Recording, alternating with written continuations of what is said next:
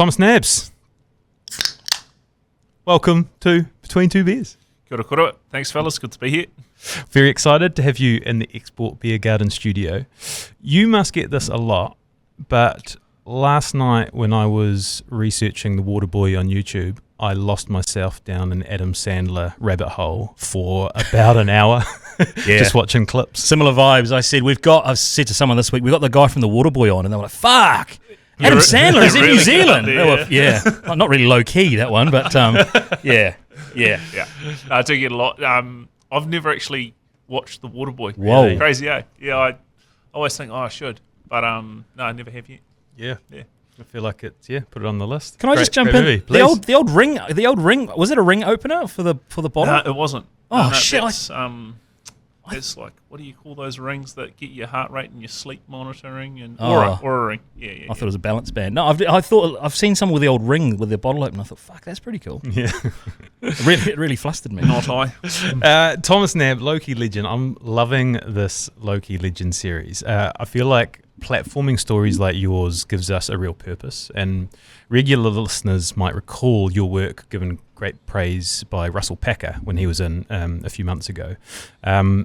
I actually felt really inspired reading up on the work you're doing this last week, sort of a deep dive in everything that's out there. So many cool stories, and you've created a job that makes a difference, which I feel like is actually pretty rare. Do you have a great sense of fulfillment with the work you're doing? Absolutely, yeah. I'm a bit more distant from the coalface these days, and so I feel it less on the day-to-day because these days I'm making like financial decisions, I'm doing contracts, I'm doing health and safety and stuff, but when I stop and reflect, at that point I'm like, that's really cool. And for those moments, I'm like, I'm really quite satisfied. But it used to be in the day-to-day where I used to just be absolutely pumped all the time on all the work. And there's two things there. The more you do it, the less novel it is, and so you get used to it. And so you don't get the adrenaline buzz as much, even when you are at the coalface. But look, it's still really cool, and I'm still really proud of the team and the community for the difference that we're making.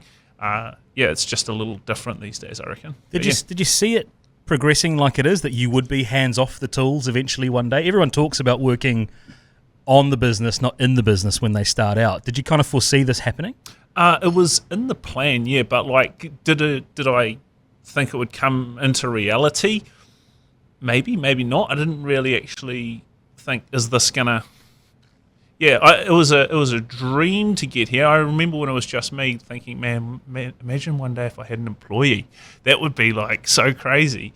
And then I remember when it got to 4 and we were like, oh, this is a cool little team. And that was like a really, when you have a values-based business or organisation, because it is a charitable trust, but you need to run it like a business. But when you got that cool little team and you're doing cool work, that's so easy to build a culture around. And then as it grows and develops, I think we're about 15 full-time plus some part-timers on top of that at the moment. And it's just a little different, like every organisation as it grows, goes through a bit of growing pains and just needs to keep on evolving. So that frontline coalface stuff, I spend most of my time in like this dark little boardroom and just meeting with the team, meeting with the people out there doing it. Hey, how you going? What challenges have we got?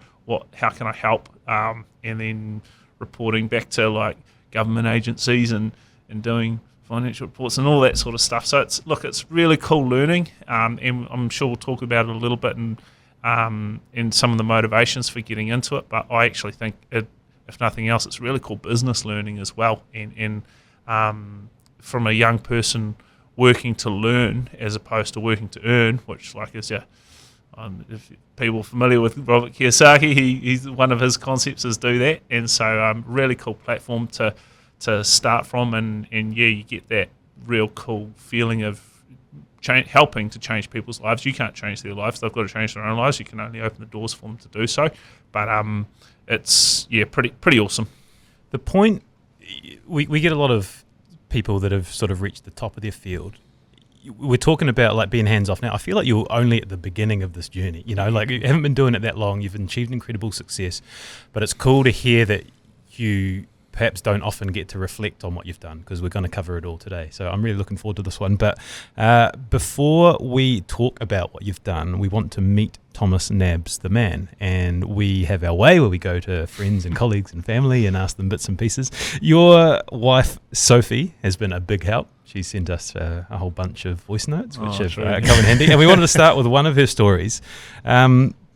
It's about you guiding a vision impaired runner at the Auckland Marathon, which didn't quite go as expected. Thanks. Which to preface, an amazing thing to do. Thanks. Yeah. Right. To begin with, to run alongside someone who's vision impaired. Yeah. So I'll how do I answer this? I'll cut to what happened, and then I'll go to. Has she told you what happened? Yes. Yeah, right. So, long story short, I started a 21k run with a vision impaired runner who's legally blind and can't quite see quite a lot actually. He wouldn't be able to run without a guide, and thinking I'd be absolutely fine to do the pace that he wanted to do, an hour 45. And after 10k, I had to. I couldn't keep up. I was like, and there was this really nice guy who was sort of running behind us for the first 10k, and he was taking it real easy. You could tell he had lots of energy, but he had taken it upon himself to be like a protective barrier for anyone trying to, who might barge us or something like that. And then I had to be. Steve, the guy, the runner, was really wanting to take off, and I just couldn't keep up, and I had to ask like a stranger member in the public if he'd be the guide for the rest of it, and I just walked. You must have known before you pulled the pin that you weren't going to make it. I was struggling from right from the start actually. It just didn't feel right that day. Steve, you set a hell of a cloud here, and I guess you can't kind of put anchor down, or can you, when you're like they set the pace? Are you linked?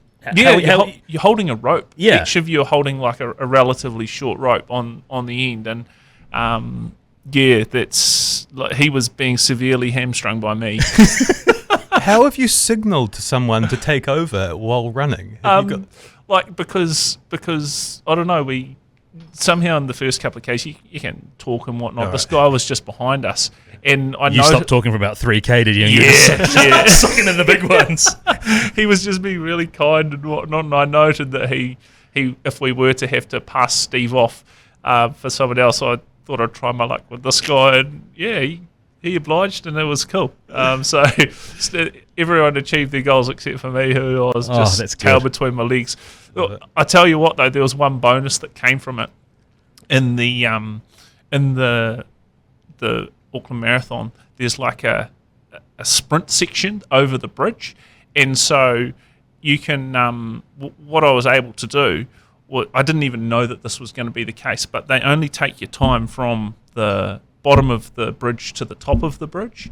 And so because I'd been walking for the last 2 or 3k leading up to the bridge, I absolutely guessed. I was hoping to try and get the quickest time up that, but it didn't happen. I was too shagged from trying to keep up with Steve, my runner. But if I could preface why that happened, it was I'd done the Rotorua Marathon only about 3 or 4 weeks beforehand, and I went through the half marathon time at an hour 45 doing a full marathon. So I was like, well, if I'm only doing a half marathon and we're doing an hour 45, and I was doing a full marathon and doing an hour 45, I've got this.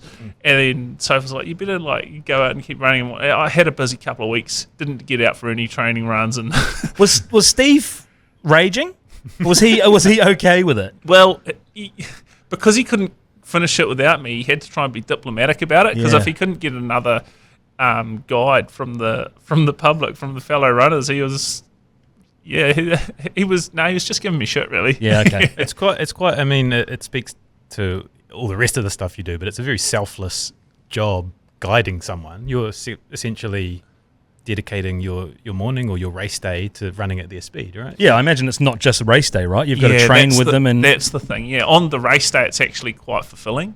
And honestly, everyone thinks you're a hero when you're on the race day. You're doing it in front of all these people. It's actually the training before that, the getting out to guide them and run them. That's the thankless stuff. It's not thankless. You get massive kudos and thanks from the person that you're guiding and their family as well. That's the but also if you look at the positive, it's a really good accountability partner because like they need you to be there. Yeah. So Yeah. you're like you have a few less beers the night before, and I don't know even if you're sort of humming and ahhing about whether to go for your run, there's absolutely no way that you miss that. It's like a team sport, right? Your team are relying on you to be there, so you've made this commitment. You just go.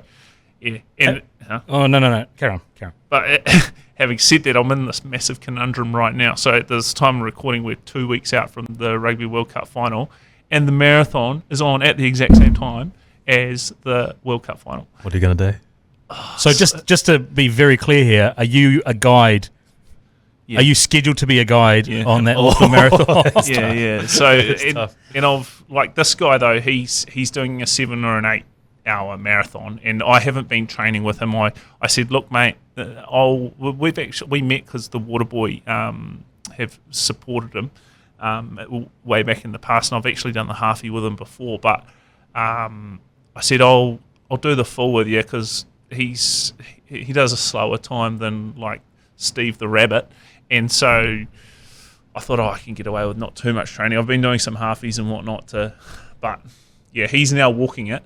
And the current plan is to take a battery pack, the phone, and be watching the World Cup final, assuming that they That's some make dedication. it. Yeah. If that's strike 2, is your name then marked through the vision impaired running community? Yeah, like potentially. Yeah. So I've got this guy Thomas Nabbs who's thinking about doing the marathon. He's Forget it, available. mate. Forget it, mate. Forget it, mate. Old walking Nabsy. Nah, forget it, mate. But again, all jokes aside, it does speak to the selflessness of that task. oh yeah, I suppose it's, and you can't I have told Craig's this guy, and I've said, Craig, look, mate, I didn't realise when I committed to this 6-7 months ago that it was on at the exact same time as the Rugby World Cup final. And he said, yeah, nah, neither did I. And he said, if you want to pull out, by all means. And I was like, if you can find another guide, do so. But if you can't, I'm not going to leave you hanging. But I will have the rugby on whilst we're walking it. Yeah. Is Craig interested in the game as well? Yeah, he is. Oh, so it's a win-win. Yeah, it is. Yeah. Let's get it on the big screen. Yeah. Very good start. Painted a little bit of the picture. The other part that really piqued our interest was your cricket umpiring. And Sophie suggested that it's hard enough going along to watch your husband play cricket if he's playing cricket, but to go along and watch him umpire cricket is a very tough sell. But you still like to get them to come along and watch you? Yeah. Please. That's really good. It's really nice. That's really embarrassing, actually. I've said, look, you got to, we used to have this rule, you've just got to come and watch and support me one time a season. So, good. One game. Well, I think that's a fair. Like, I'm massive on family coming and watching sport. It's something that I was very blessed to have parents and grandparents and even aunties and uncles sometimes come and watch, and the feeling of being supported in that way, of just having them there on the sideline and I suppose showing you that time and love is pretty special. But umpiring cricket, I can't expect someone to do that. But I'd just say, look, it would be really nice if once a season you'd come along and do What is it about umpiring that spins your wheels particularly? Is it because nobody else wants to do it? Well, a bit of that, but I'm a cricket tragic. As you well know, I do the cricket quiz and whatnot. And actually, before I met Soph, I was doing a little bit of goal setting, and it was to do with Taku, which we'll get on a little bit, and I'm sure later in the episode. But I was thinking, what do I really love, and how can I bring more of it into my life? And I really love cricket. I'm not the best at cricket, okay, but I wouldn't make it into like a Premier Club team or anything like that. So, but I also reckon I know the game inside out. I know like all the intricacies. I know what the players are trying to achieve, and also I think I've got a quite firm but fair character, and a character which would make a reasonable cricket umpire. I'm compassionate to their feelings and what like they're going to express disappointment at some time, and you don't want traffic cops out there like you can't swing, you can't like no chirping at the batsman, etc. So I thought, look, why not fill my days having the best view in the seat at some club cricket, which just shows how much I like cricket, right? So but then you get older, you have a family, and I was a bit unhappy with some of the personalities or some of the decisions within the umpiring fraternity. So these days, just umpire with the Sydney Cricket Club. But yeah, it's good fun. I still really love it, and it's the best seat in the house for. It's really weird. Like, it's good reflection time. You know how I reckon, especially as a dad, sometimes you just like your own time because life's pretty full on.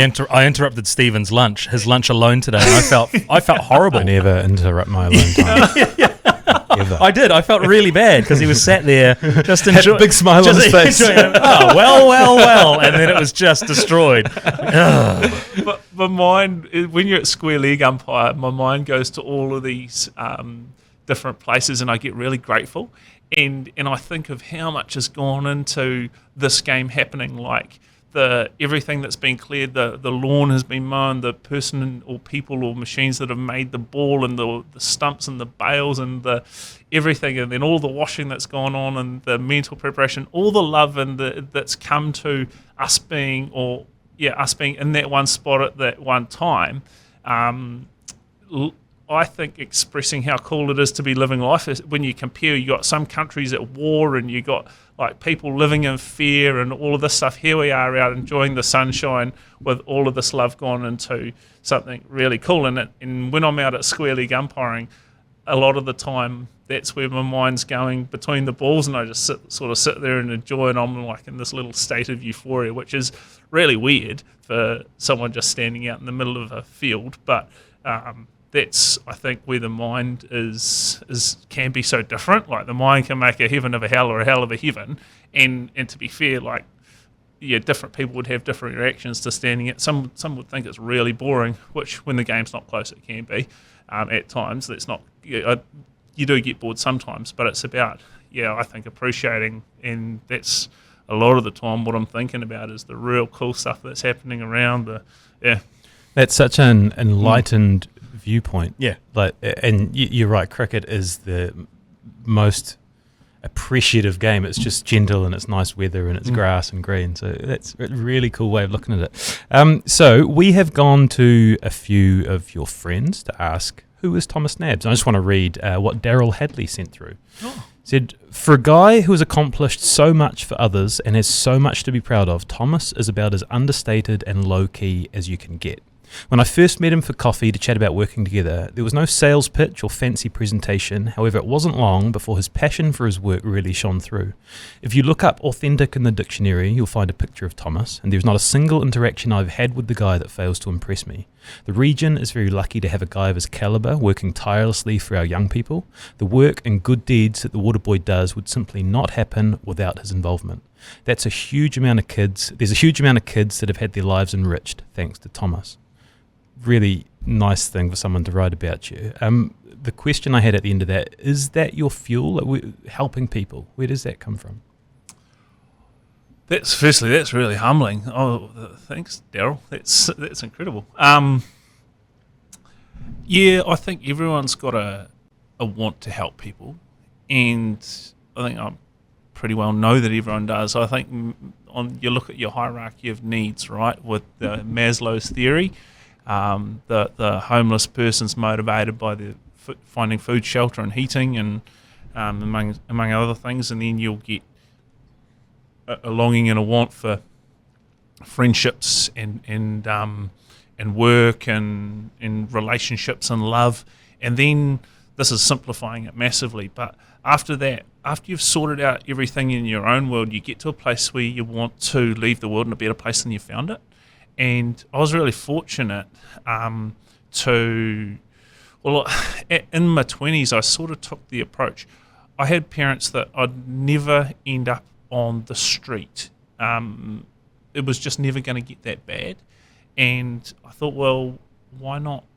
Why not just take a chance? I had this idea and wanted to work to learn. I was did different corporate jobs in the past, and I was learning lots. I was working for Barclays in the UK and a number of organisations in the US, and I came back with this cool knowledge and life experience. And I thought, well, I'll try this, and if it fails, worst case scenario, I start again age 30, having done some really cool stuff. But I just found it as a really good means to help. I'm obviously really passionate about what we do, and that helps as well. I think you have to be really passionate about what you do if you're going to take this means, because it is hard, right? No matter what you tell yourself and how you train your brain to have the right perception and gratitudes. Like, I remember one wedding I was at, I must have been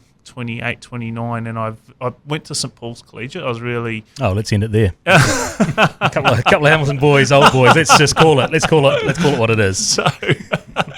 So I remember at this wedding, a lot of the St Paul's boys were... I was meeting up with them, and a lot of them were like, "What are you up to, Nabbsy?" Like, they're moving up in their careers, and some are like starting to inherit businesses or really making, like, I feel like that age is a real critical path where you've come from like on the broom to maybe a step up, and then you're starting to get some real responsibility. And I was like just failing, starting this thing that no one really got what I was trying to achieve, because no one else had done it, and it was hard. But I was pretty, I don't know, you block out that stuff, and you affirm your reasons for why you're doing it, with the perspective that it can only get so bad, and let's do this for a couple of years, and if it's a flop after that, then we'll go and get a real job, right? But it kept on moving forward. Got a lot of cool people support the concept and buy into the vision of what we're trying to achieve, and it's been really cool. I can't remember the original question, but yeah, I hope that. Yeah, no, I was talking about the drive and where it came from. That was a really good answer. I've got another piece to read, and it's from your brother. And we asked him, what's the real Thomas Nabbs? What do you admire about him? He said, "What I admire about Thomas is his huge devotion to his family. I feel like everything he does is for his wife, his daughters, his brothers, and his grandparents.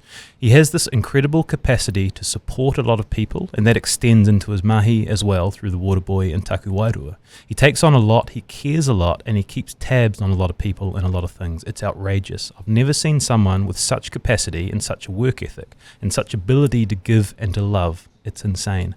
I don't know where he gets it from. I think maybe that's what gives him that drive, providing that base and support for people."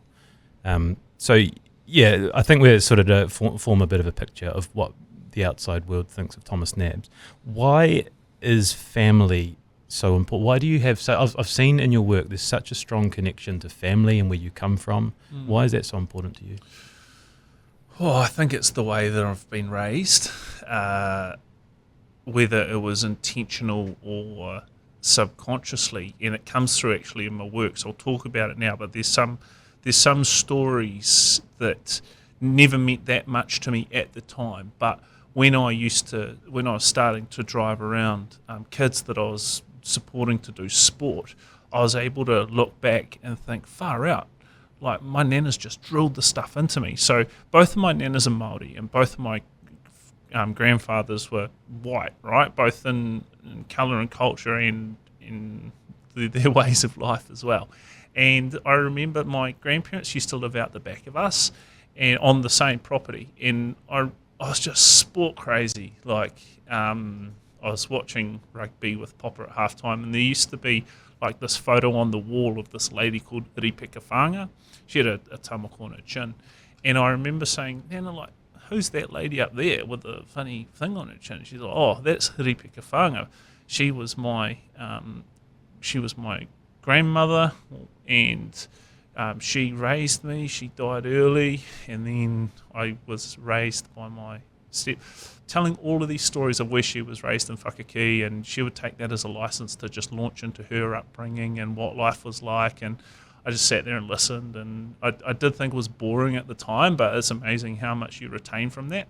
And then we used to go over to Te Puna to my my other nan. I never met my grandfather in on that side, but I would talk to her about this like ripika whanga and what nan used to do, what my other nanny used to do down in Whakakī. And then so she would like take me up to the urupa just up the road, and she'd walk around all our bones, and she'd be telling me about all their stories, and how my great-grandfather built the Te Puna Rugby Club, and he was like a Māori All Black and whatnot, and then you just get filled with pride. Well, I was getting filled with pride, but I don't think whether that was intentional and they were just trying to drill that into me for the psychological benefits of it, and for the connection, and for the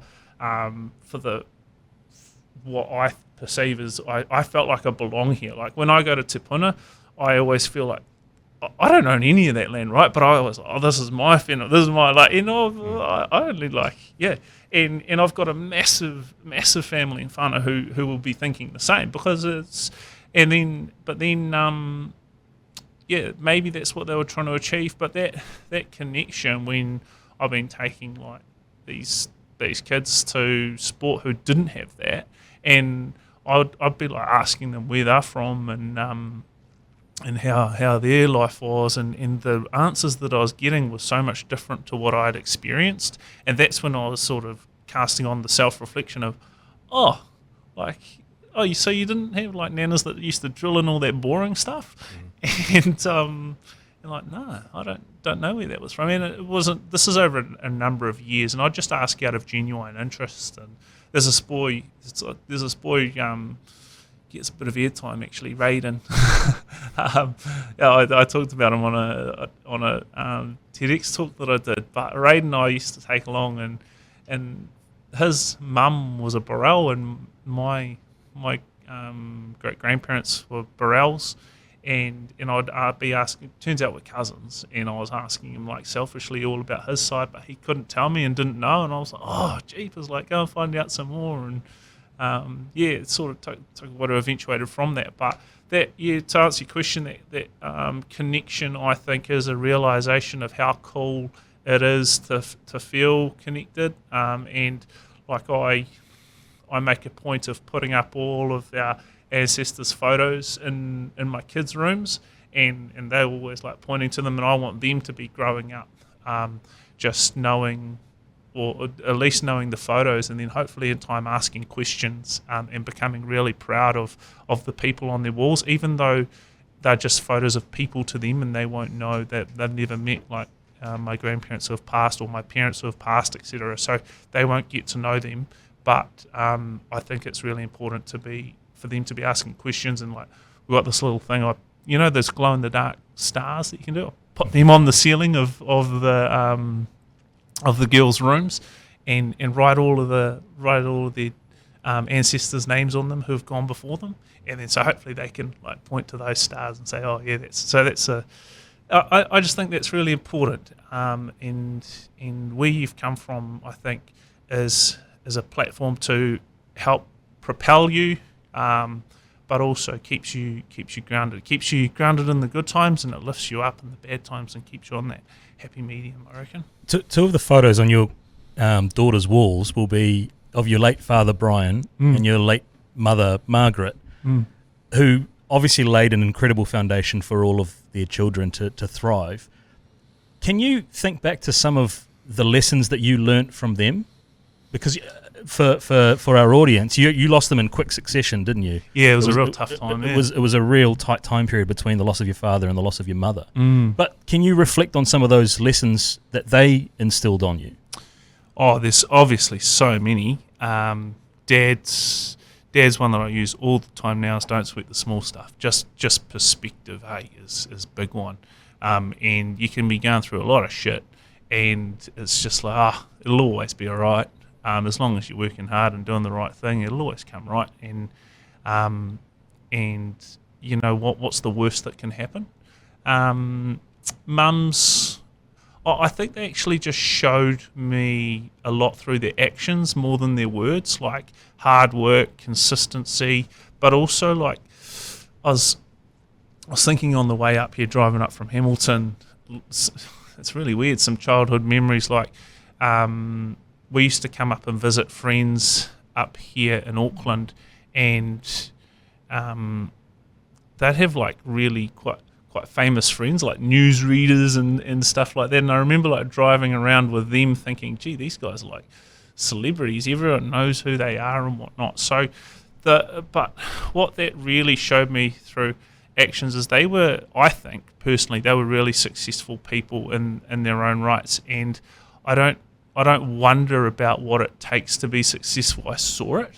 And I sit there thinking, oh, well, yeah, they're a good example of, hey, sometimes you've got to work really hard, but also sometimes you can afford to chill out and just relax. And there was like a recipe in front of me before my eyes that if I could replicate like what they did, I'd be really happy with my life. And I've seen what it takes. And so, because if you haven't had that, you sort of sit there, I don't know, I reckon, well, sometimes I think, gee, like, is other people working this hard, and do other people like push through and when they're this tired, or do they just go to bed, or when can you be kind on yourself, and what's that balance? And yeah, just having been able to have some examples of that, I think it's really like you can't pay for that, right? No. It's, yeah, you've either Your brother also said that at your wedding, your father in his speech spoke about the four walls of a pyramid. Yeah. And is something maybe that you've taken and talked through in your own life. Can you explain to us what that was, if you can recall, putting you on the spot? I can't recall, to be fair. I do remember the speech, and Dad had this, like, he was quite famous for going way too deep and way too philosophical for so many occasions. Is that a trait that you've inherited? Sometimes, I reckon, yeah. But he was... yeah, that was a really inspirational speech. He died like a month later, and he got up riddled with cancer. We conveniently had our wedding at home, and he would like come out for the ceremony, then go in for a sleep, and then he'd come out for the speech. And we all thought that he wasn't going to do a speech, but he got up, and the fact that he actually got up, everyone was just crying. And he talked about like the pyramids, and I can't quite. I've got it on videotape, and I'll go back and watch that again one day, and I'm sure I'll pick a lot out of it. But yeah, off the top of my head, Lucen, I assume that's Lucen that you talked to. Yeah, it's obviously sat with him a little bit more than it has with me, that particular one. Yeah. If you're open to talking about it, a lot of people draw strength from this podcast from people at their hardest moments, and I imagine losing your parents in quick succession was perhaps the most adversity you'd faced with such a strong and healthy upbringing. How did you get through that? Like, what was that period like, and what tools did you use to get out the other side? It was really tough, firstly. Like, there's pros and cons to dying from cancer. So they both died from cancer. The pros are that you get to say what needs to be said. You know what's coming, and you can prepare. Whereas like an instant, let's say car crash, you just never see it coming and potentially regret and whatnot. But with cancer, there's the ominous knowing what's coming, and it almost, I think, prolongs the... Well, I've never really known... I'd never lost touch with anyone suddenly yet, so I can't talk from lived difference, but yeah, there's a lot of hurt even before they've died, and that was so tough. So there's the time from diagnosis right through to then eventual death, where by that point it's a relief, and then there's like grieving afterwards as well. And so Mum got diagnosed, I think 3 or 4 months after Dad died, and it was like, so Dad died January 2020, and then we went into lockdown March, and then through lockdown Mum got a real sore stomach, and she's like, oh, I really need to go to the doctor. Remember, like, everyone was like, even if you got cancer, going to the doctor's probably worse than... Everyone was really scared of COVID, right? And you just didn't want to go to the hospital. And so she waited and finally got diagnosed when everything had sort of calmed down a little bit. And at that point, it was stage 4 and pretty untreatable. So it was shit. But yeah, how do you get through that? So, and throw into that as well with mum. We'd fallen pregnant, which was really cool with our first, and she had gastroschisis, which means that like when your organs are forming as a baby, as a little fetus, the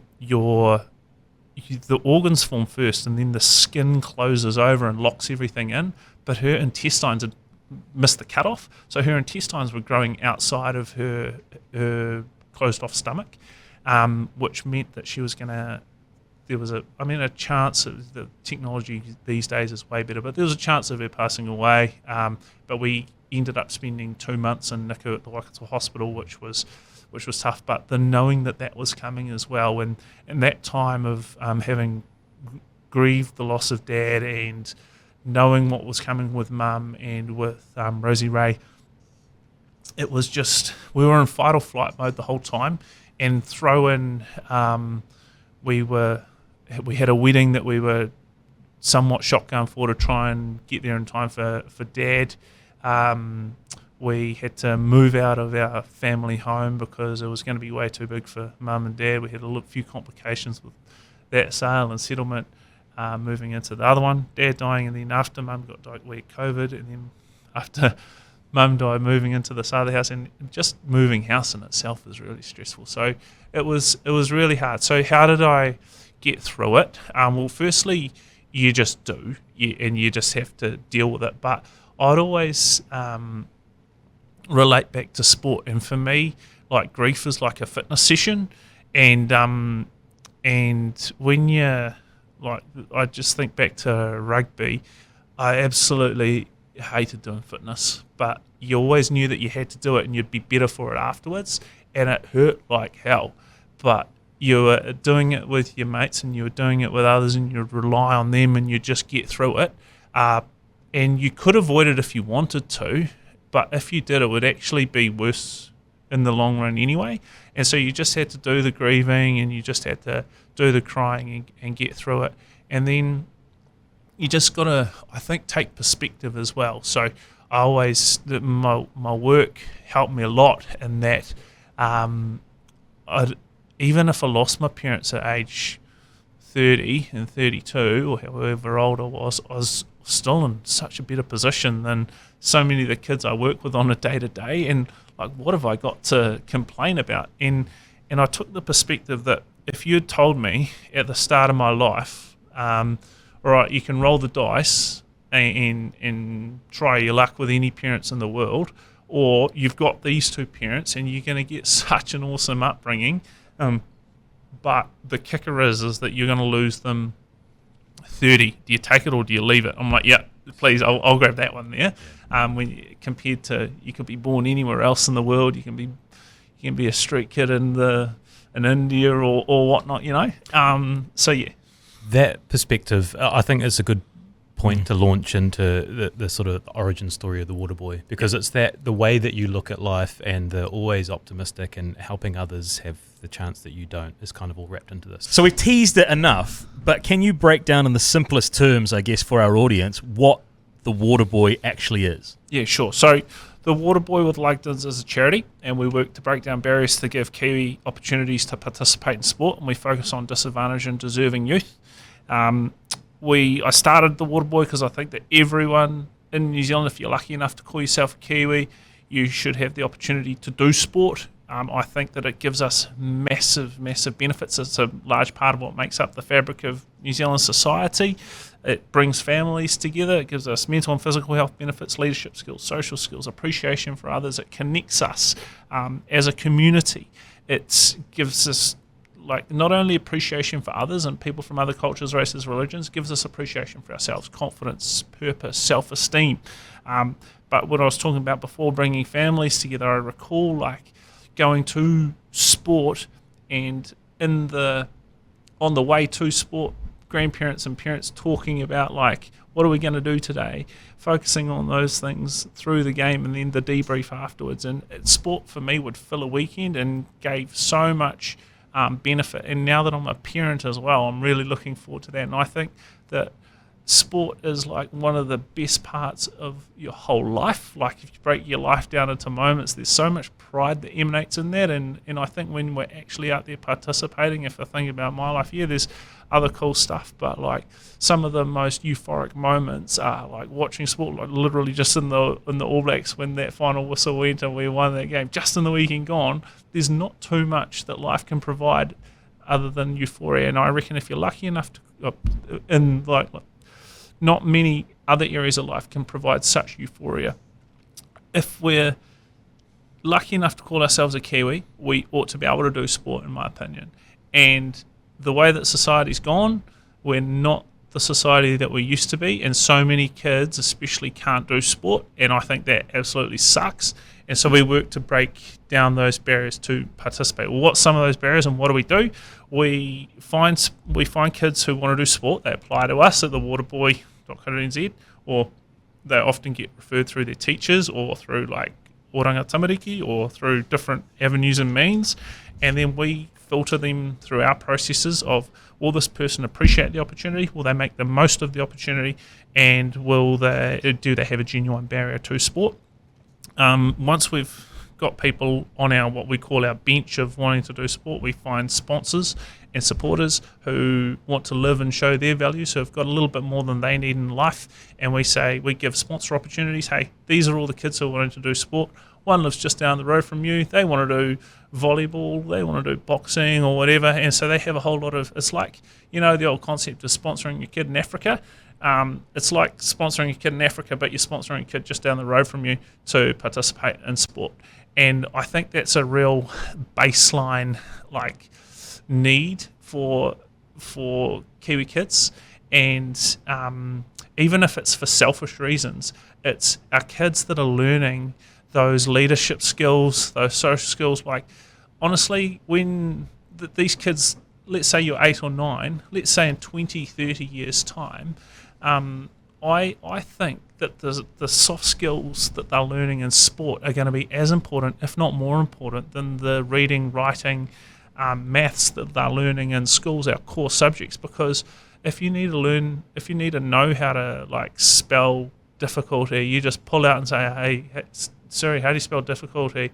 AI, just write me an essay on this, please, or add in this calculation. And show me what I'd look like in the 90s. Yeah. So, but AI can't tell you how to be proud of yourself or make you proud of yourself or get you out of your comfort zone or learn perspective or connect you with people who are actually doing cool things in their life and not just tire kicking after school and getting into mischief because you've got nothing else to do. AI can't give you that.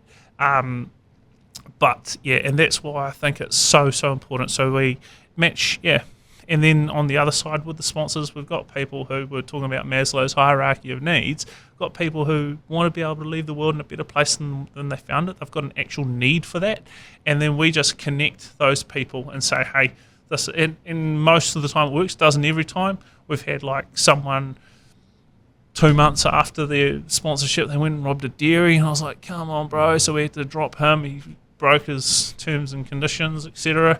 But then we have some epic success stories of people breaking out of gang culture families because of the support and the doors that we've been able to open, and got one of the boys into Boys High and put him through the rowing program and paid the fees, and he was doing dancing, and he's now building and got himself a building apprenticeship through us and our connections because he kept on doing the right things. We don't take credit for that. We take credit for giving him the opportunities. We don't take credit for him taking those opportunities. And that's all I think that as people we can ask is just that if people, I see some youth in some real dire situations, and it really breaks my heart because some of them have never had a shit given about them and they've never had an opportunity. And I always just think I can rest easy at night if we've given them an opportunity. If they haven't taken it, fortunately, that's how life works. But I can sleep easy in knowing that you've had an opportunity, right? And unfortunately, you haven't taken that opportunity.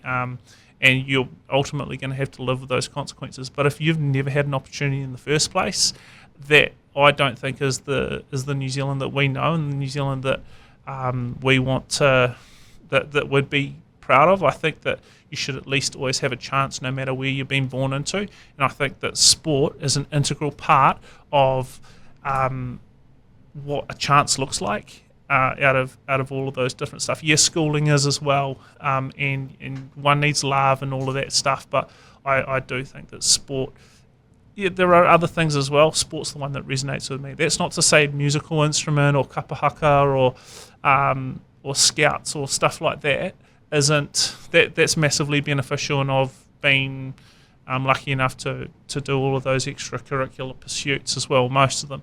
But for me, sports it's just huge. So that's the sponsorship thing is the bringing together the sponsors and the kids is one thing that we do. I don't know where to start. I suppose as well, my grandparents were both really quite working class, humble Kiwi, and then my parents took both houses filled with a lot of love though.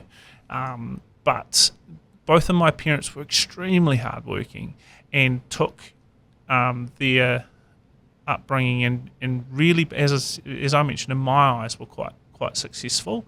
But what that meant is when I'd like go and stay with my cousins, and I'd experience life like it was true blue Kiwis. I think if you were to, they live a less Humble? Very humble. Thank you. I'm looking for those words. Humble. Very humble. Very humble within. I've got a lot of family that live by very humble means as well. I know exactly the picture you're painting. There you go. Which is you've got haves and have-nots within your family unit, right? Thank you for helping me get there, Shay. All good. And so when I was starting Waterboy, I was as I said before, I went to St Paul's, and yet I had this family who were very humble, and I was real comfortable in both worlds. And I think sport does that for you too, especially rugby. You're quite comfortable operating, and I think your money's not really a factor when you're in a sport team, and you're just like, they're all your bros, anything right? when you walk over the white line. Exactly, your background, right? nothing means anything. And so you get mates with all of these folk from different walks of life, and I found myself in a position where, like, I remember I answered the phone one night, and there was John Key, the Prime Minister, on the end of the phone. I was like, oh, jeepers, I know him, and yet I was like, mates with some people in gangs and doing crimes and what's not, and I wanted to bring those two worlds together, because I think I appreciated how much that I had been given, and yet through no fault of their own, people just get put into different situations. And so in reality, how that happened is I was over in San Francisco. I was playing a bit of footy over there, and I was living in, like, when you're in San Francisco, the world that I was living in there, it was all startup, and everyone was talking about startup, and I was thinking, jeepers, what could I do? Because you sort of get immersed in it. And I wanted to make this online hub for professionals who work hands-on with athletes, and started sort of going about doing it. And then I was reading this book, Drive by Daniel H. Pink, and he was talking about the benefits of giving your team and employees a portion of time to do community give back stuff or to do high value things. And I thought, well, if I'm going to lead by example, I wouldn't want them to do anything I wouldn't do myself. Well, I'm going to start breaking down barriers for kids. And so I made a couple of calls to a few friends, and then we started running some initiatives to get people into sport, starting in Leamington School, and people would be going on, and I was creating these initiatives in San Francisco, and they were all being executed by my mates in Cambridge, and they were all on board because they could see what we were trying to do, and no one was making money out of it, but it was just all for the love of it.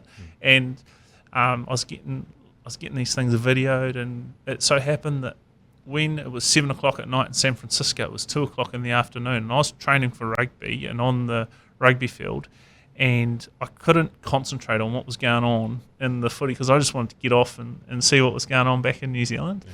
And I found, like, for the first time, I'd found something that I was as passionate about that I was at rugby, and so why not blow this online hub thing? Like, this is what really smokes your tyres. See if there's an avenue to try and pursue that more, and there's obviously a real problem there. And I was talking to this teacher, Fraser Quinn, who was at Leamington at the time, and he was saying, there's a couple of families who they love playing their sport at lunchtime, but they've never had an opportunity to play in the weekend. Do you think you'd maybe support some of them? Was it because of finance or because of opportunity? Yeah, or? Finance. Yep, exactly. And it's like, yeah, I'll do that. And so I did that, and I thought, well, look, I can do this.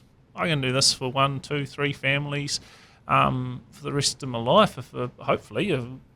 But what about all of the hundreds of thousands of kids that are missing out? And that just made it a really apparent problem to me. And then I started reflecting on what sport had given me.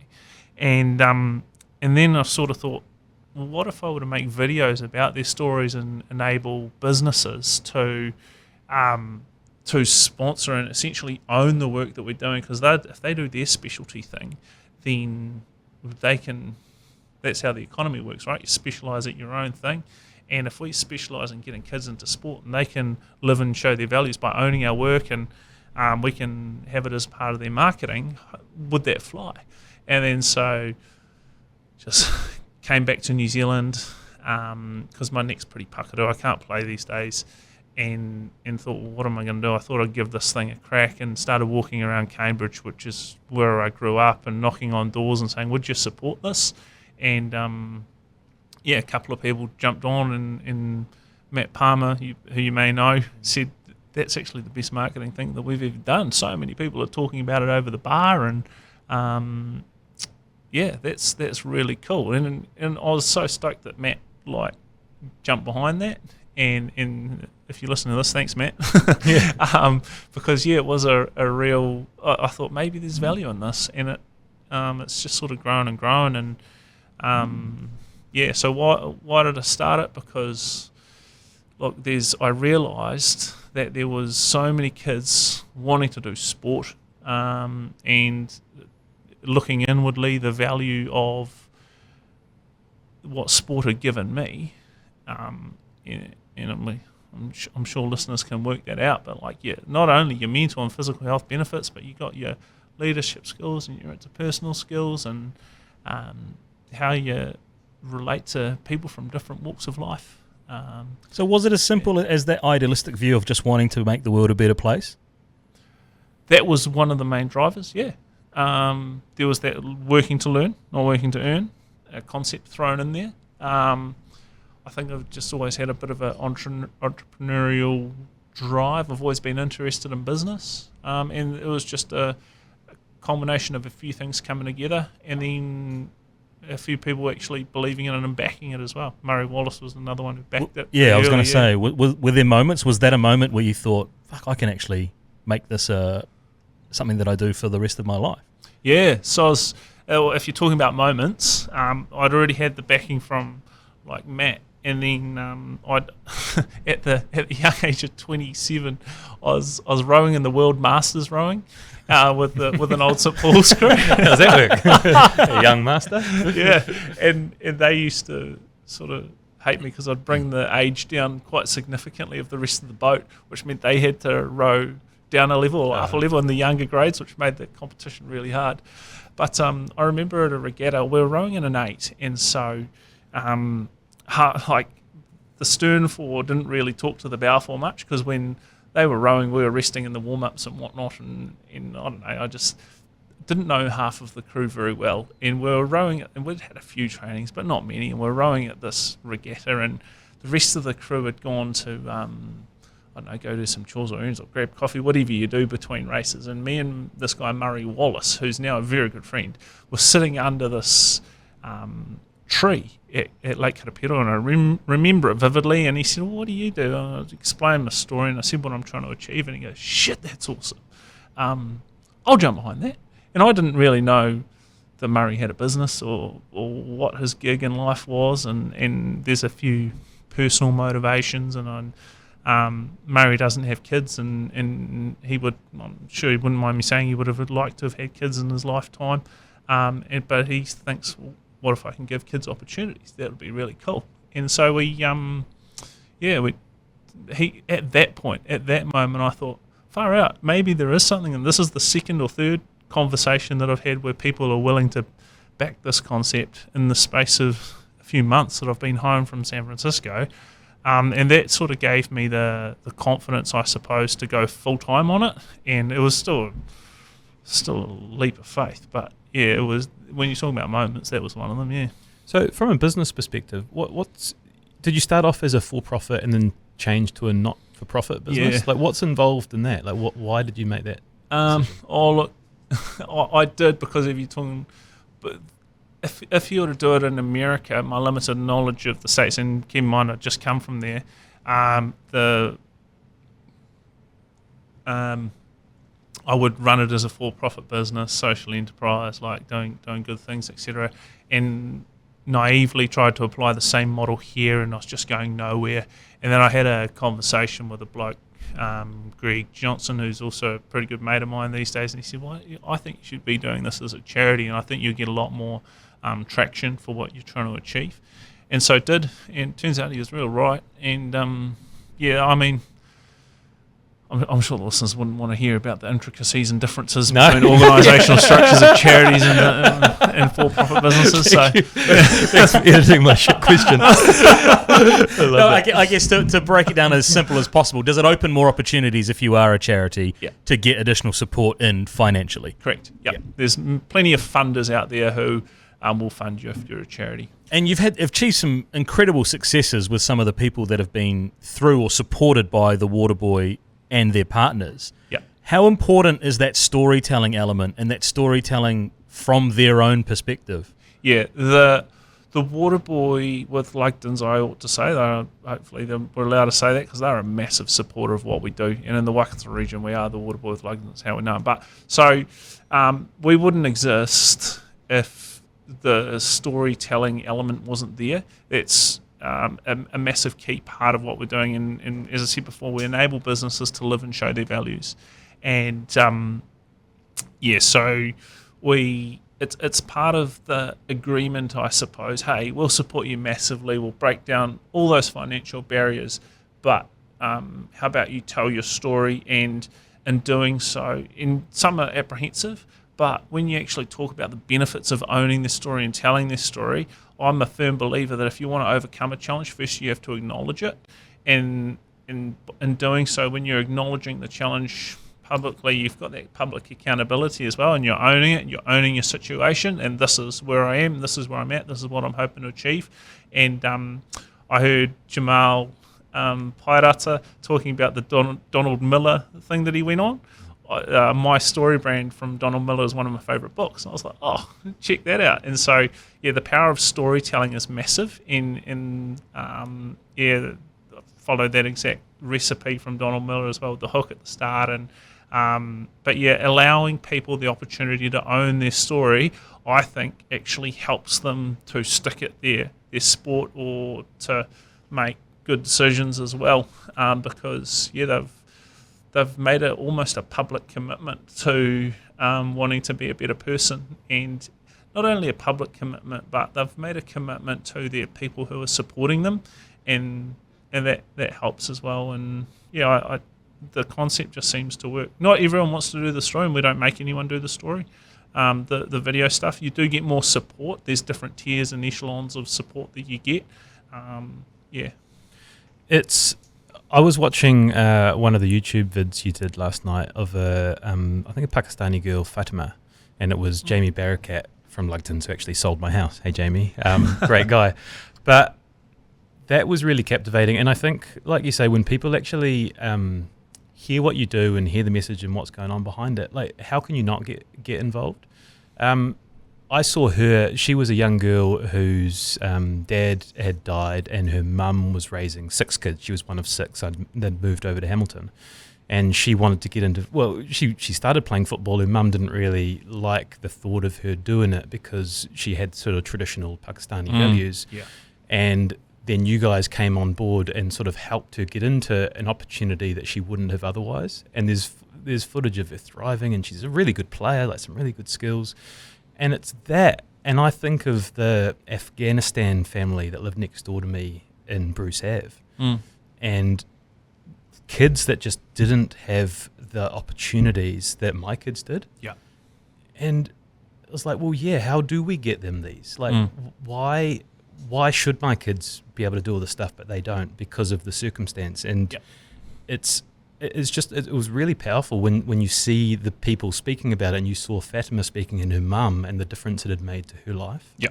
So that's, I suppose, the underlying value. Like, just because I'm born into this situation, how is it that I should have the privilege of receiving so much more than what this other kid has? And what effect does that have on my life? And then when you actually break it down, the small little things. Now, I don't think it's possible. That's one of the benefits that you get from hard work and stuff, is that you afford your children those luxuries. But if you're born into that, what have you done to deserve that? And that shouldn't. I don't think you shouldn't resent for that, but you should also try and at least share little bits of that. And that's then now we're really getting to like the Waterboys why, right, and how it came to be here. I just want to look back to Fatima specifically, because she's a connected example for Stephen and I playing out on Melville United. Yeah.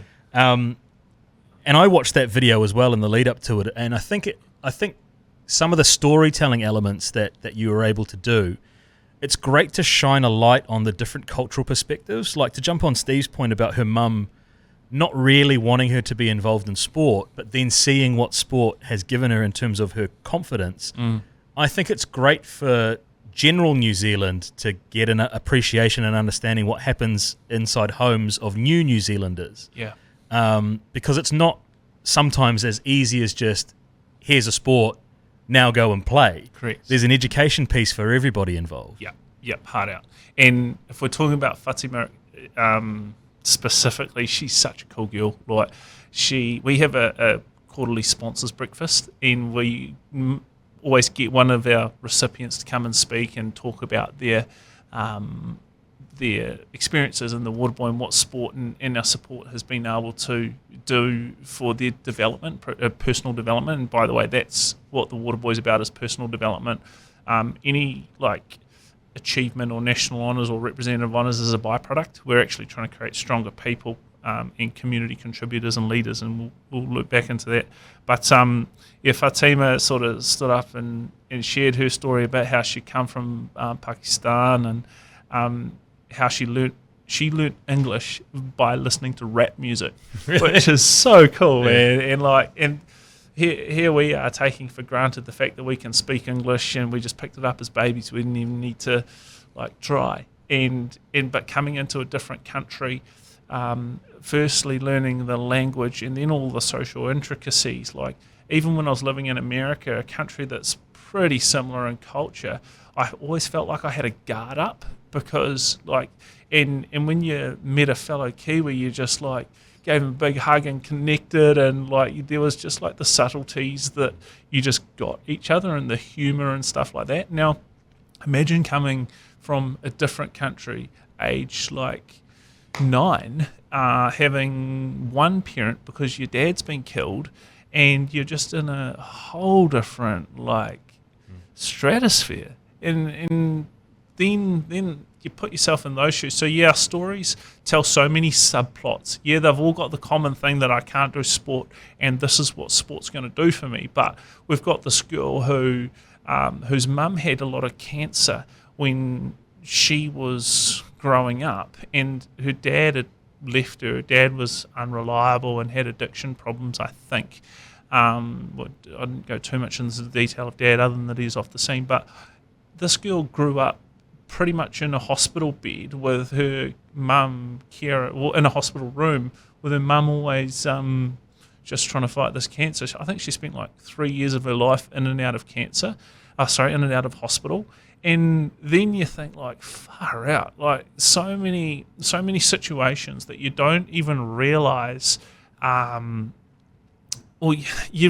suppose you do realise, but you don't often think about what others challenges are going through because you're so focused on your own life a lot of the time and your challenges. And your challenges are real. They're real for you but when you compare them, I actually think it's really healthy for your own perspective because you think, shit, like my parents dying when I'm 30 isn't that bad. Yeah. Like, give me that any day over this, you know. So it's when you look at it selfishly like that, firstly it's humbling for the viewer. I think it's healthy for the viewer because you're learning more about our community. You're learning, like, I remember there's this fella Anaru, and he lived with 15 people in his 3-bedroom house, which, if you didn't know, is very, very, very common. And because of a whole different number of social issues, but people don't realise that. They're like, he what? And it's like, that's the way that Fairfield works. It's the way that Varden Street works. And so it opens up. It's a social commentary as well in relating to other people's struggles. What's the most rewarding part for you? Is it seeing how far these kids develop from the beginning to a few years down the line? Yeah, by far and away. Like I was out in Hamilton town for my wife's birthday, and I saw, that kid that I was talking about that is now a builder and started out in a dad in the gang and mum in and out of prison and stuff like that. And I saw him in town, and he's got his shit together, that boy. And like he always asks me, what books shall I read? And I started I've been doing this reading, and it was I felt like not like a dad, but I felt like I've got a strong connection with him, and I really, in some ways, I do look up to him because I think if I was in your situation, would I be in town out here like really enjoying myself in a cool way, the way that you are, and supporting yourself, because no one else is supporting him. Like when I was really enjoying myself at university, it was like student loans supporting me to do that. You had a job as well, but like he's out there, no safety net under him. But this is only part of the amazing work you're doing out there. So tell us about Taku Wairua and where this sort of fits into it and where that developed from. Taku Wairua. So I am a sport tragic, but actually I don't give a shit about sport as well. Like for me, the gold in sport is the personal development that you get, that self-confidence, the feeling like you're fit in. Actually, the word that I'm looking for is significance, because when you've got significance, when you're part of a team and when you are growing, you don't need to be doing antisocial behaviour to achieve that. There's that whole out of sport, out of court notion. In sport, out of court. But yeah, it's the personal growth for me that's the really important part of sport. And with the kids that we support, I honestly don't care. Well, I think we've got a couple who have represented New Zealand now, and one who's likely heading away to the next Olympics. And I think I might have dropped him a message when he got and say congratulations, but honestly, I'd let him go and do his thing, live his life, and reap all the successes that his hard work will bring. But for me, I'm so much even more proud of the boy who's doing the working, the girl who's lived beside the hospital bed when she was young, and now she's got herself a cool job and making really good social decisions. I remember that girl said to me, like, no, I didn't do weed, and there's this video at the high school that she went to. She was an awesome boxer, and she was getting beaten up by these girls because she did boxing and they wanted to take a crack at her, and she could have beaten them up if she so wanted to. She didn't. She didn't even throw one punch, because at their boxing gym, if you get in a fight outside, you're out. and she knew that, and so she's sitting there copping a hiding. But and for me, that's showing. I said to her, look, don't sit there and take a hiding next time. Like, if you need to defend yourself, by all means. There's she's taking the rules to extreme, right? But like the discipline that she's shown, the good decisions that she's making, the pride that she's getting in herself, that's the real gold for me. And I was driving these kids, young adults, to and from sport, and I'll be like, where are you from? And then one guy was like, like Barton Road, just down where you picked me up. And I'm like, no, where are you actually from? And he'd be like, I don't know. And then I'd be casting my mind back to those conversations that my grandma used to have with me, and that was like those aha realization moments. Like, how are you not really proud of, or if you're not necessarily proud, because I'd just like you to know, because if you know where you're from, then we can work on your perception, right? If you're learning stories, we'll actually come to that in a little bit. So if you know where you're from, and then I'd be driving them to and from their sport, and I'd say, well, what do you want to do when you leave school? And they'll be, I don't know. Sweet ass. I didn't know what I wanted to do either when I was 14, but you must know what you don't want to do. Like, let's take it from like a this much opportunity and narrow the focus down. Let's go, if we're talking cricket terms, from in front of square to play within our V's, right? Like, what do we want to do? And they'll be like, I don't know. Well, what are you good at? I don't know. What are you really not good at? What do you hate? Let's not do that. I don't know. And it's like, oh, come on, mate. So we'd start like writing down some strengths and what you really value, what you might be, what's some strengths that you could potentially work on, or what's some stuff that you're going to kick to touch. Like, you don't always need to work on your weaknesses. I if they like their rugby, I'd always say it's far better for Bowden Barrett to practice his running and passing and kicking than clearing out rucks, right? Got to do a little bit of that as well, but your time's better spent on your strengths. And I'd be like, oh, okay. And so we'd start doing all this, and I was like mentoring them. Intentionally, probably not. I do like that stuff, so it probably came naturally to me. And so I developed this program essentially, because when it was just me, it was all fine and good, and I was just doing it out of passion, helping these kids in lesser situations and trying to give them some of the lessons that I'd been taught, because they didn't have those opportunities, and that wasn't their fault.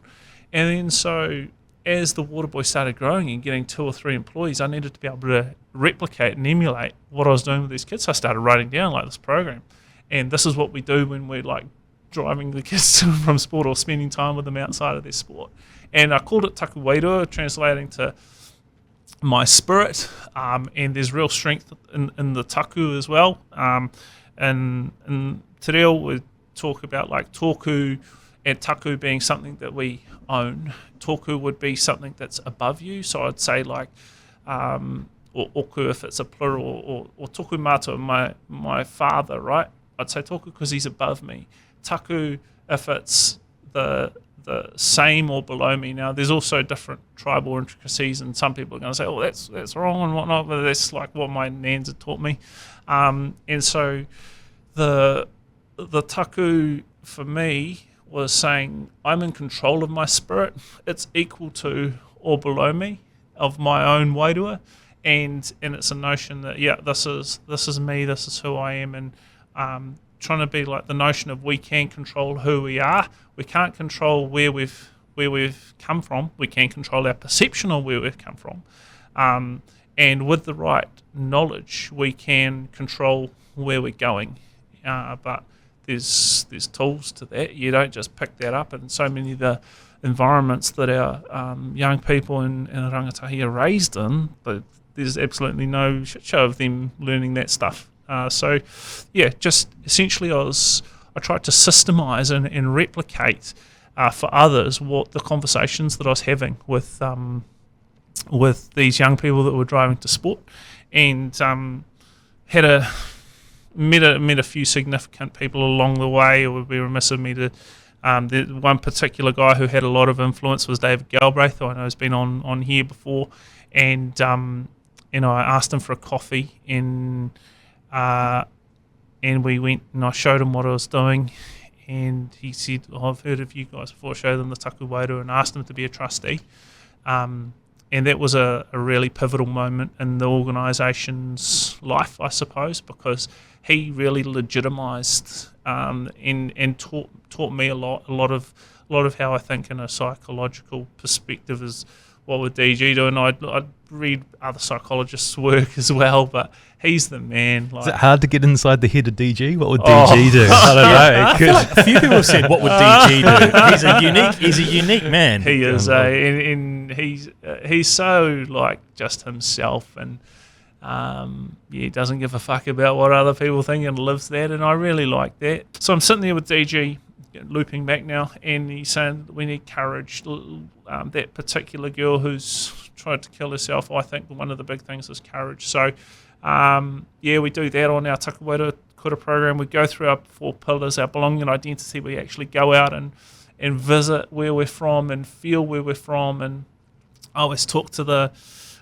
reasonably spiritual, and I always talk to our young people about how, like, when I walk Mount Pirongia and whatnot, I'll be talking to those who have gone before me, asking for their help and guidance, and talking to my parents, and talk to them every day anyway. But I know that mountain and those landmarks have been there long before any of us were, and will be there long after any of us, and it's a point of significance, and it gives security and safety and guidance. And if we're talking about our pre-European Māori tupuna or tipuna, depending on where you're from, the mountain was sanctuary. If you can imagine, a lot of the pa and home were on top of a mountain, and as long as you could see that, your protectors could see you. So you can imagine they would have said, well, kids, you can go anywhere you want, but just don't go outside of our sight. And as long as you could see your maunga, then you'd be happy, you'd be safe, right? And so we talk about our belonging and connection and identity, and that's actually where I met Russell. Got him to I was come just along. thinking, Yeah. Big Rusty, for the stuff you're talking about, must be an incredibly powerful figure to have, with his upbringing and his childhood, and then what he's gone on to achieve and the barriers he's pushed through. So he gives them hope as well, right? Because he experienced a lot of the challenges that they had experienced. He's a physical specimen as well. Wouldn't want to mess with that fella. But so we're trying to create hope and courage. We're trying to create belonging and identity, and belonging and identity is a funny one, because after that we go into self-discovery, and there's actually an overlap of identity and self-discovery being our core beliefs, because how we perceive the world actually makes up a part of our identity, how we perceive ourselves. So we talk about that, and we talk about the way that we see the world, whether the world's working for us or whether the world's working against us. And I'm very much a 10 out of 10, the world's working for me, and that's about the questions that we're asking ourselves after adversity, because I'm a firm believer that every adversity carries with it the equal or greater positive that can come from it. It acts as a springboard if you've got the right frame of mind, if you've got the right tools. Taku Wairua then goes through goal setting and citizenship. So a lot of what Jamal was saying on his podcast really resonated with me and what he's delivering. And we also in goal setting talk about dreams before goals, and DG's massive on that. We're living our best life as long as we're setting dreams that we're passionate about and chasing them. Sophie told us that you're the kind of guy that loves getting to know nitty gritty and asking people about their 5 and 10 year plans and what they've got going on. So I sort of wanted to wrap things by asking about what is the vision here? Like what is your 5 and 10 year plan? Where do you see all this going? So the Waterboys, I've always had a vision for the Waterboy that every Kiwi has an opportunity to participate in sport if they so wish. And so that for me has geographical connotations, and that I want to increase the Waterboy with Lugtons to be further throughout New Zealand and run by local people in a cut and paste sort of franchise mentality model and replicated. I think we've got good systems and processes. So if there's anyone listening to the potty, and especially Bay of Plenty in Auckland and close geographical to the Waikato region, then by all means get in touch. And even if you are a bit further away, if you think there's a good recipe and you've got the aspiration and potentially a bit of financial backing for people to want to do it, by all means, open to that. And I think we're almost, if not this year, then I think we're starting to get to a position where we might be able to take that on with geographical expansion. I'm also really aware that that vision of enabling everyone the opportunity to participate in sport if they want, that can't be achieved alone. And whilst I get a lot of the credit for where the Waterboy with Lugtons has come, I'm just a product of my environment, and also the whole community buys into it. You talked about Daryl Hadley there. I don't know if we're allowed to say the name of his organisation, but because he's just sponsored by Export, but he is very, very generous, and that organisation is very, very generous, and they're a good example of how we just do our part, and then if people buy into the vision and think that they want to live in New Zealand where people can participate in sport for all the reasons we've talked about, then they can do that. And I've had very initial conversations with larger organisations, but I'll talk about positives, but the current system I don't believe is working, and I think stats show that it's not working, and we've got to be doing something different to enable people to participate in sport, because all of our different agencies out there, by the way, most of them anyway do a fantastic job, especially our sports clubs. Like, can I just go back a little bit into our why as well, or into our how as well, because the gap that the Waterboy with Lugtons actually fills is Sport New Zealand, I think pre-COVID, came out with some research saying 30 or 70% of New Zealanders from a financial perspective can just do sport. Like, I'm assuming everyone in this room, if you want to do a sport, you can afford it, right? 20%, they can afford to have their kids doing sport, but they've really got to sacrifice to try and make it happen. I know in our book, More Than a Game, Izzy Dag talked about how his dad would go without dinner a lot of the time so that they could drive him from, I think it was from Hastings to Wairua and stuff like that, and that showed the sacrifice that him and his family went through to enable him his sporting pursuits. He would have been part of that 20%. And then we've got 10% who, even if they really want to, even if they sacrifice everything, just can't make it happen. And that was before COVID. So those 10 and 20% have probably increased. Now, let's take a generic. Who's your Melville United Rugby? Yeah, your Melville United Football Club, right? Yeah. So, and if we take those numbers, we'll have 70% sweet as, 20% will be trying to do the sacrifices, and 10% just can't. And so there'll be a really nice volunteer at the Melville United Football Club who will say, "Oh, don't worry, we'll pick up your fees. You don't worry about that. Here's a pair of boots." And then someone there might be another person in the 10% that gets done for us, that gets afforded to as well. And then someone in the 20% will hear about someone in the 10% who's been afforded. Oh, well, I just went without dinner last night so that my kid could be here, and I'm sacrificing massively. How come they get their stuff for free? And then what we get is justifiably up to 30% of kids or people not paying their fees, which puts a strain on the club. But also the biggest strain that it puts on is you then have volunteer committee people choosing who does and doesn't pay their fees. And so the system and the answer that we're saying is, well, everybody pays your fees. If you can't pay your fees, go and see the Waterboy.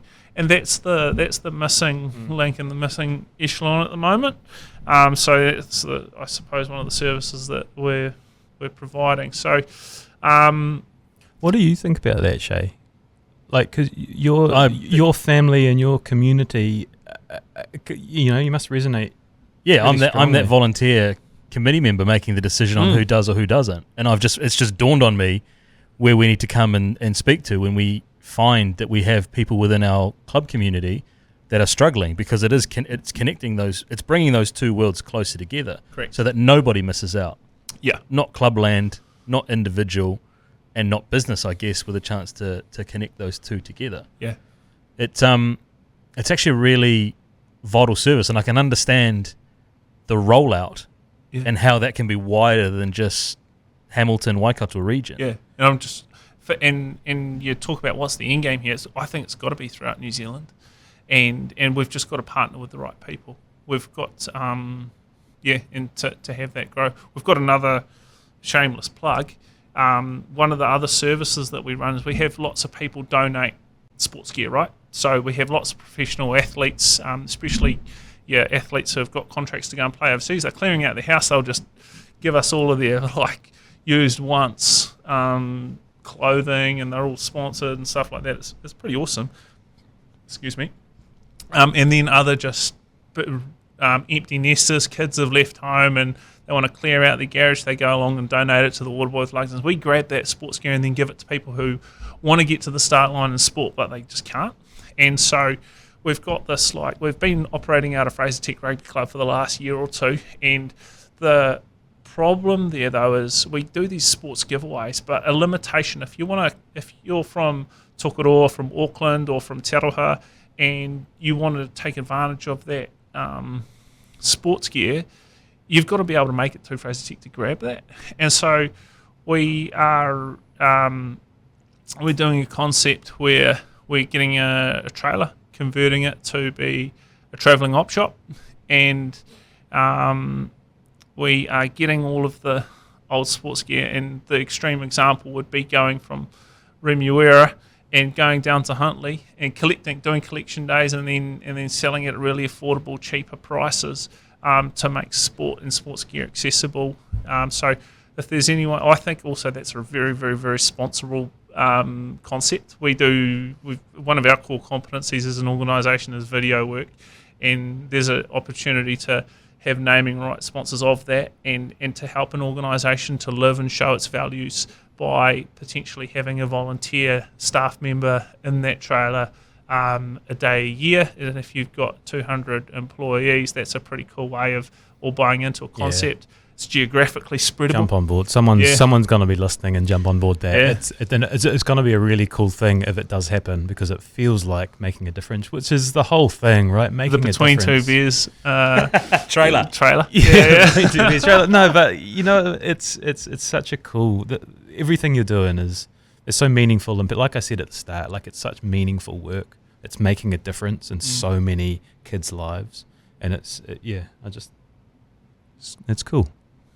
Can we just for a minute detour into everybody's game? Because sure. that's a tricky space to navigate, I think. And I think the trickiest part, so for those that haven't done the Googling already, it's a program which looks to break down homophobia, transphobia and discrimination in sport.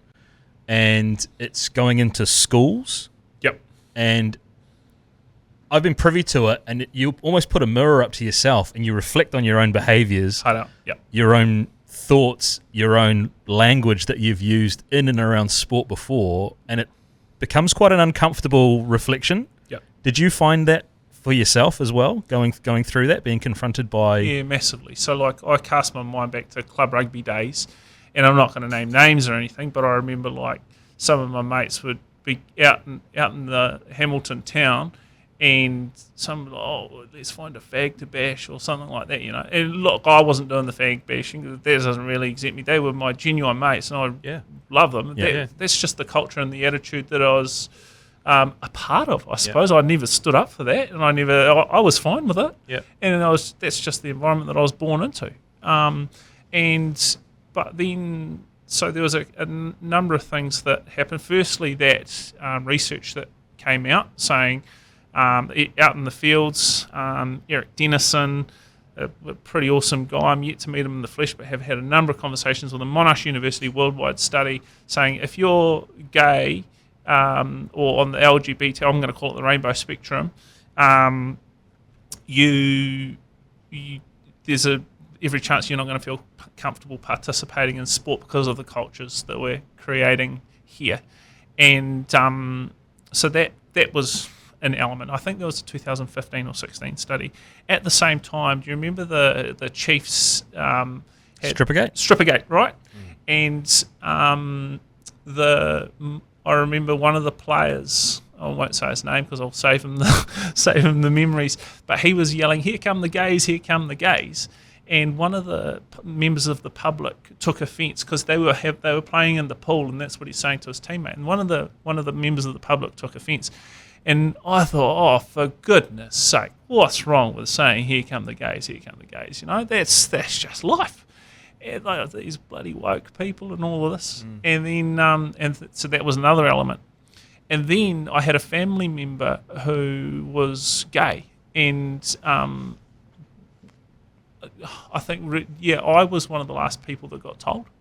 And I was doing a little bit of self-reflecting. That cut me a little bit, actually. And then I did some reflecting as I also had like teammates old rugby teammates and schoolmates who were gay, and of one of which who felt as though he had to go to London and do his OE until he started telling people, and I started having these like internal reflections, thinking, what's my real values here? Like, I don't actually mind if anyone's gay, despite my actions and language and what others might perceive about me. Oh, hang on, is that maybe why people haven't told me that they're gay? Is that, how am I like?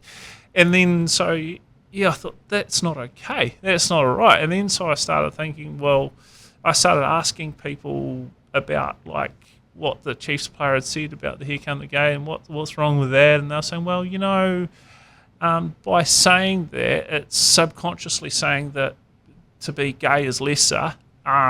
And if you were to put that in a racial slur, no one would ever, or a religious slur, no one would ever say, "Here come the Christian," or "Here come the Muslim," or "Here come the insert race here," And then so I was like, and just doing all of this, putting pieces of the puzzle together, and then it's a matter of deciding, well, how do you want to live your life, and what do you value? And I've never actually not liked anyone because of their sexuality. I've been always fine with it when you actually look at it. And then I realised that I was in a reasonably strong position because I'd lived that life of the macho part of the problem, right? Club rugby would be one of the epitomes of it. Definitely back in the day, I've been out of the system for a while. I hope it's improved. I think it's improved. But yeah, and then so saw this research at the same time. Yeah, had a couple of actually spoke to this. People know Tawera Kurbalo, who we happened to be sitting next to each other watching the Magic Rugby, and I was talking to him about these epiphanies that I'd had, and said, "Man, I wanna do this presentation, this idea that I've got to try and help. If I'd listened to this presentation when I was at school, I think I would have got a lot of value out of it. But I also realised that not anyone can. It takes someone who is of high profile and the right person in the right mana.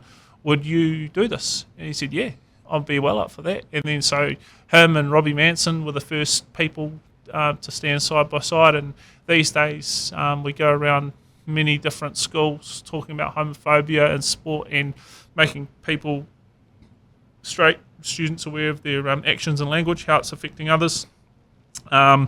Also comforting through normality those who are experiencing they're on the rainbow spectrum, and hey, you don't have to give up your sport, or like it's sweet as it's normal. I love that the general attitudes are changing in schools these days, but what's definitely not still changing is that language in action. We're still hearing, "Oh, that's so gay," all the time, and that's just like, it's just crap. So we've been really lucky to have so many really cool people throw their profile and names behind that and come to schools and speak, because it doesn't work without those people. Like, gay people have been trying to stand up for gay rights for millennia, and without the other side of it, say the Tawera Kurbalos and all the sport. I'm not even going to start naming other names because there's just too many, and I'm gonna forget them. But it's amazing to have their mana side by side with someone who's on the rainbow spectrum who's had no choice in being on the rainbow spectrum but have lived that experience, say, hey, you guys are sweet as. For those of you who aren't going through this, you don't know who is, so just watch what you say, and you don't have to do what we do, but if we had our time again, this is the changes that we'd make. Take it or leave it. So that's what everybody's game's about. Pretty proud of that. And yeah, mainly really proud of those who, it's all well and good for me to be proud of that, but it's those people who represent our country and who are making themselves vulnerable and putting themselves on that platform that I'm really proud of, because yeah, the concept doesn't work without them. You should be proud. You should be proud of all the work you're doing. We said at the top, making differences. Like everything we've talked about is so meaningful, and it's a charity, and it's not for your own betterment. It's for helping others, and it's a rare quality, and I just think it's just so good, and it's so cool that you've had the chance to come here and share all this with you. I look forward to seeing where this is going to go, because I can only see it going in one direction. It's important stuff. Shay? Yeah, 100%. The notion of wanting to make things better, like we talk all the time about the All Blacks and leaving the shirt in a better place than what it was, and you talk in great analogy, and you use really good analogy to help people understand some quite complex concepts. And hopefully people have taken enough out of it to get a good understanding of what you do and the simple nature of just helping other people in a situation that maybe they can't get out of, they weren't aware existed, and for the betterment of the country, I think is a fantastic thing. And even if you are starting in our small little patch of paradise that is Hamilton as a proud ambassador and then growing it out, I think the rest of the country can definitely benefit from the ideas and concepts that you're putting in play. Yeah, thanks so much for coming and giving us your time. Where can they find you? The Waterboy NZ or Taku Wairua as well, on Instagram, Facebook, I'm sure, or website as well. Yeah. So yeah, Go give them a look. Hey, it's been awesome. Thanks so much for coming in. Cheers fellas, thanks for having us. Awesome.